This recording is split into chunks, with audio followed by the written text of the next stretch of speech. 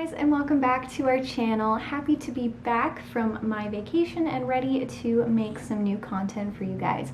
So I wanted to jump right into a Q&A video. So I asked you guys on both Instagram and YouTube if you had any questions for me, and I would be answering them in a new video. So I got a bunch of great questions that I'm going to go through today. But first, do not forget to follow me on my Instagram, The Pup and Polecat. I also have an Instagram for my puppy Genn, and I do have an active blog and website. I highly recommend that you bookmark. And then of course, don't forget to subscribe to the channel for more ferret and puppy content. All right, so I'm gonna start off with the YouTube questions first. The first question is, what is the most important thing to consider when you're thinking about getting ferrets? So one of the most important things to consider would be, am I financially capable of paying for an emergency at any moment? Am I financially capable of paying for multiple emergencies in the same time frame? Money is going to be your biggest concern when having ferrets because they are just so expensive at the vet. To get procedures done, even just normal vet checkups can be quite expensive,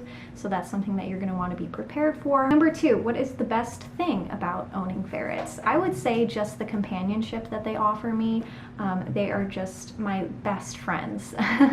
They are adorable, fun, very loving animals, and I appreciate their company a lot. What are some pets you would love to own besides ferrets? So ideally, I would love to have a farm down the line where I would have horses, cows, goats, you know, all that great stuff. They're kind of like my goal right now, and they've been my goal for a very long time. Next question is, how do you feed raw grinds? So it's pretty self-explanatory and depends on the brand that you're feeding because not all of them are nutritionally adequate.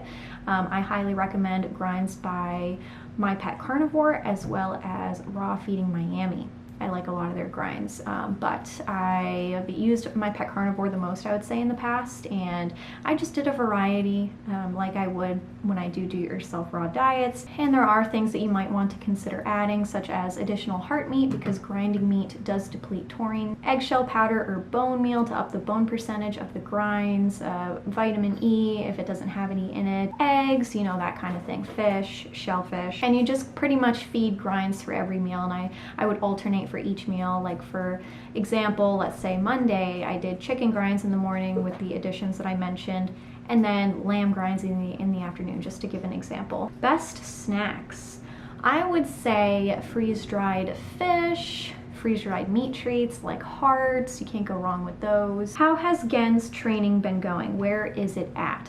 So he's doing really well. We've been kind of taking a little bit of a break from it. I've just been kind of letting him grow and develop as a puppy. We've been working a lot on loose leash walking on walks, just being safe on walks. Greeting people nicely is going to be my biggest focus for the next couple weeks. Greeting people nicely because he is very jumpy. But other than that, he's been really, really good. When we were on our vacation, I took him to many places. We went out to eat at restaurants and he was very good. We went to the beach, he played in the water. He was just a really good pup overall. But it did help me understand the things that I do need to work on with him, like the jumping, polite greetings, and stuff like that. His recall is quite good, but I do want to practice that some more. And I am trying to get him his first trick title by the end of the summer. So he does have a couple specific tricks left that he needs to learn. What do you do for a living, or do you just do YouTube? I do not just do YouTube. Currently, I am a nanny and I still do nutritional recommendations for people with ferrets. I have just finished the rough draft of my book on ferret nutrition. I am so excited. I've been working on that for many, many months now, and I'm really happy to get that ball rolling. But eventually, you know, in the future, I would love to put more of a focus on my nutrition work with ferrets, dogs, and cats. Can I please have some overall tips about owning a senior ferret compared to young? Recently rehomed a senior. That's awesome, congratulations. So the thing with senior animals is as they age, they gradually decrease in their ability to do many things, like producing a good healthy coat, for example, mobility, teeth decay. Things just go down generally with a senior animal, and that's perfectly normal. And I do actually have a blog post all on feeding senior animals, dogs, cats, and ferrets. If you're interested, go check that out. But in summary, I generally recommend for most healthy senior animals is antioxidants like vitamin E and vitamin C, making sure the diet is high in moisture and high quality digestible ingredients as well, making sure that the food is high in palatability, and that's going to depend on each individual animal. Patsu's climbing up my leg. If you need to warm up the food, anything like that, or add, you know, egg or any meal enhancers, I guess you could call it, to the food, that's okay. Obviously, it's not ideal to warm up each meal, you know, in the microwave, but if you have to do what you gotta do to get your senior ferret to eat, it is very important that they are continuously eating to regulate their bodily functions. It's especially important in a senior ferret. You can also add joint superfoods to the diet. He's climbing up me again, such as green lip mussels, eggshell membrane, omega-3 via whole fish, and you're going to want to do more frequent health checks to monitor how they are in their senior years, as well as monitoring their oral health, because as they age, naturally their teeth begin to decay. Keep them stress-free as best as you can, as well as making the home a little bit more accessible to them if that is relevant to you. You know, maybe adding more ramps around your house so that they can get up and down things easier. Maybe they'll begin to prefer using pee pads over litter boxes so they don't have to actually step in and out of something to go to the bathroom. Again, I do have that entire blog post on my website if you are interested. What steps are you taking to train Genn for duck hunting and his regular obedience? So I do plan on making a video compiling all of my training footage so far, but basically to get him started with duck hunting, I've been working on his recall, getting him used to being out in the fields, retrieving, encouraging a natural pointing behavior. There's a bunch of things that you can do to prepare your dog to do duck hunting. And I am by no means an expert, I am still learning. There are many very helpful YouTube videos and articles out there. As far as regular obedience goes, I'm working on getting his first trick title, like I mentioned. So you do pick from a list of tricks.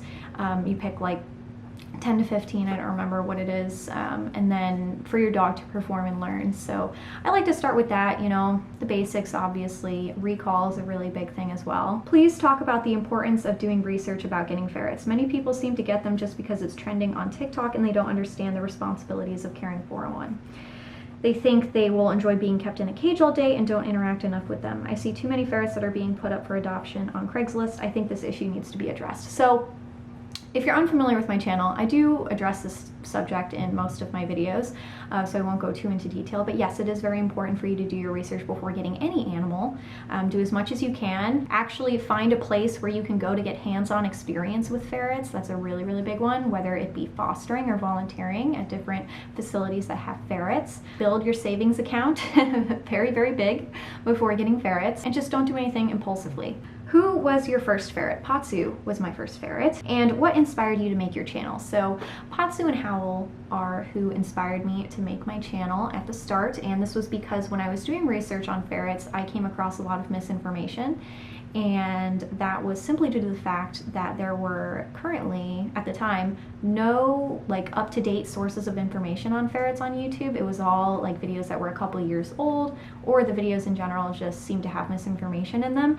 So I decided to, you know, gather up all of the information that I could to make a more concise video, something that I wish I had when I initially got ferrets. And of course, I've learned a lot since when I first started making the channel. That is totally natural. You don't just automatically know everything there is to know about the subject that you're trying to cover. Overall, with experience and just learning more things and meeting new people and learning what they've experienced and what they've been doing, you pick up on new things, of course. And that is why I continue to make videos on things that I've learned as I go. What are some of the best fish to feed dogs and ferrets?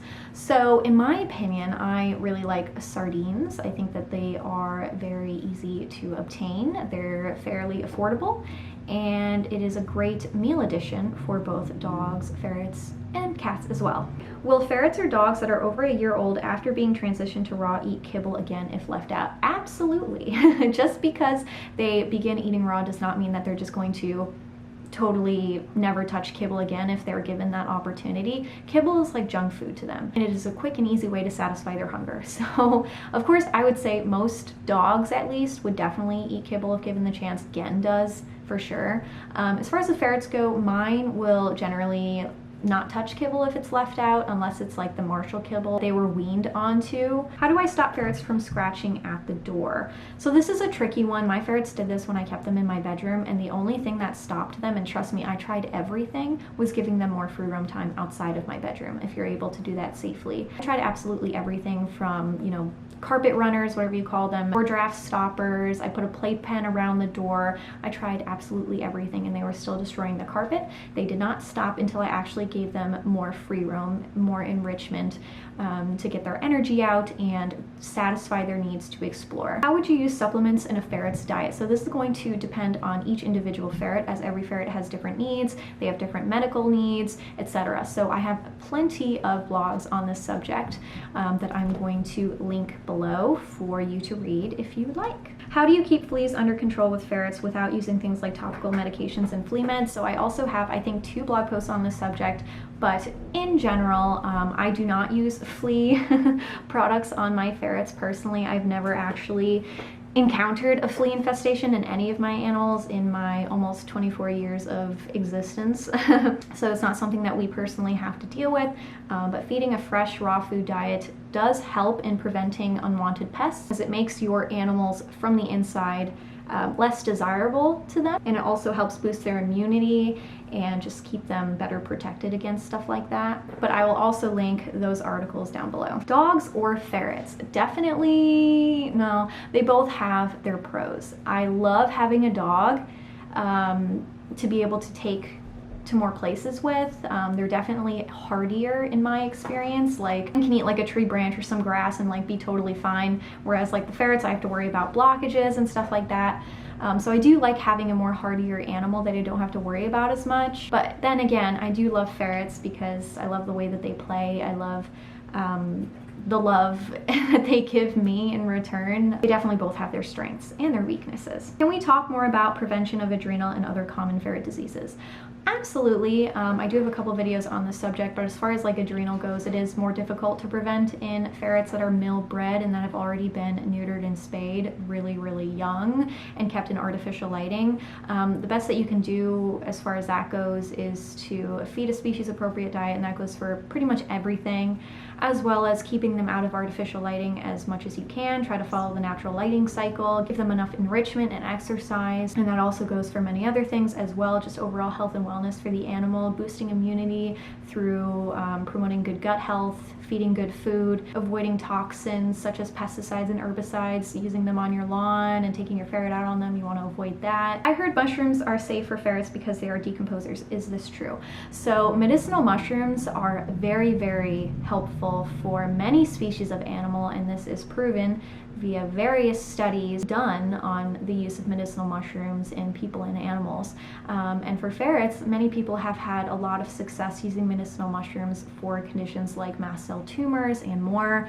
I will put up my favorite mushroom product from Wildly Blended. It is expensive, however, it does last you a very long time because ferrets only need a very small amount of it. What does each ferret think of Genn and Sedona? This is a really good question. They all really don't mind Sedona because Sedona just kind of keeps to herself. She doesn't bother them or anything like that.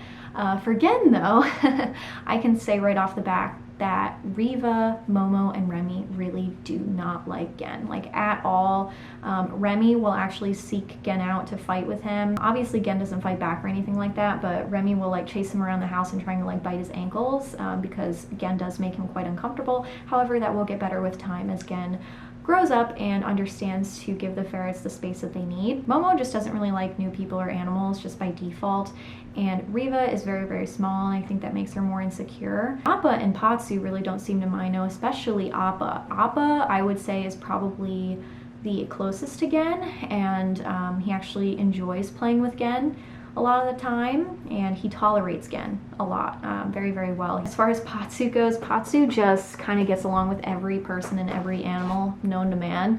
He's just the sweetest, kindest, most gentlest ferret in the whole world. It takes a lot to make him mad. I mean, he's hissed at Genn before. Is a balanced home-cooked meal still good if I can't feed raw for my 1-year-old husky? Absolutely, and it is something that I would recommend before feeding any kibble. If that's something that you feel confident in formulating, I I would go with a certified nutritionist who has experience formulating cooked diets for dogs. I would definitely suggest that if you cannot feed raw and you don't want to feed kibble. Did you ever think that Genn wouldn't get along with the ferrets? I mean, it's always a possibility, but it's a very, very low risk, especially since we started him so young and he's kind of growing up with the ferrets and he's learning over time what is okay and what is not okay. But of course, he's never dangerous or mean to them or anything like that on purpose. But yeah, I've always been pretty confident in the fact that they will be friends as he gets older, just because puppies are so hard when they're young. They're very impulsive. They don't really think things through first, whereas adult dogs are typically better at giving animals the space that they need if they have the training. Can I wear perfume or lotion when I'm around ferrets, or will that cause problems? So it's really hard to say, and that goes for many things with scents in them, just because it's one of those things that issues wouldn't arise until much later down the line, like years down the line, or if your ferret has an immediate allergic reaction, which is totally possible, but that's not something that you would necessarily know ahead of time. So to be safe, I keep perfumes and stuff like that away from my ferrets. I'll apply them in a totally different room, and usually right before I leave to go somewhere, so it's already aired out by the time I get home. I don't use scented lotions because it really irritates my skin, and that goes for everyone. I definitely suggest avoiding the use of fragrance items in your skincare routine and your makeup routine, because it is just not great for your skin. But yes, in general, I would avoid being around my ferrets with a heavily perfumed item on. Still struggling on raw meaty bone and muscle bone ratios, even after the troubleshooting. I assume you mean my troubleshooting articles for raw meaty bones and muscle meat. So it's not that complicated. A lot of people make it much more complicated than it needs to be. And in some cases it's needed, especially for growing puppies or senior animals, where you want to actually calculate the meat to bone ratios in raw meaty bones. Now, if you have ferrets, a lot of ferrets do just fine on eyeballing, kind of adjusting as you go. And there's nothing wrong in doing that as long as you're providing enough variety and you're not going too crazy. Because no human or animal, unless you're like a health geek and health nut and you calculate everything that you eat, is going to eat in such a meticulated manner where everything is calculated, everything is accounted for, everything is planned out. That is a very unnatural way of feeding. I'm not saying that there's anything necessarily wrong with that if you want to do that for your animals or yourself, but for me personally, I just like to follow what feels right, what my animals prefer, judging and changing their meal plan based on, you know, their stool consistency, how they're feeling, their energy levels, and going from there. I'm not one to calculate each nutrient exactly. If I know that raw diets, especially premodel raw diets, tend to be more deficient in certain nutrients, I'm going to go out of my way to feed whole food sources that are higher in those nutrients. That is all the questions that I have that I've had time for to answer today. I hope you guys enjoyed it, and do not forget to hit subscribe for more content, and I will see you in my next video. Bye guys!